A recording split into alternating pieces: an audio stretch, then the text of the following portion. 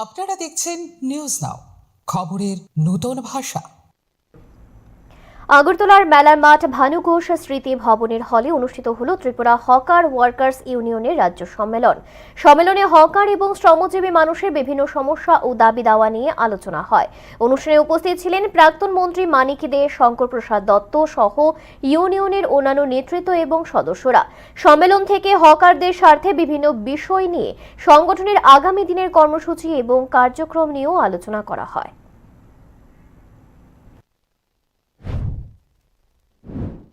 কি বলেছিলাম আমরা? ভারতবর্ষে 8.5 কোটি আছে যারা ক্ষুদ্র ব্যবসায়ী। এটা দিয়ে তারা মুখের আহার জোগাড় করে, খাদ্য জোগাড় করে, এই কাজটা করে। এগুলো যদি বসে যায় আর বিদেশি কোম্পানিগুলো এসে এখানে যদি ব্যবসা বাণিজ্য শুরু করে, আমাদের রাজ্যে যারা হকারি কাজের সঙ্গে যুক্ত, ভারতবর্ষে যারা হকারি কাজের সঙ্গে যুক্ত, তারা কাজ থেকে বঞ্চিত হবেন, তারা সেই কাজ পাবেন না। এই কথাগুলি কিন্তু ক্যাটাগরিক্যালি আমরা মানুষের কাছে তুলে ধরেছিলাম, বলেছিলাম যে এই যে ব্যবস্থাপনা, এটার বিরুদ্ধে রুখে দাঁড়ান, এটার বিরুদ্ধে প্রতিবাদে সামিল হন।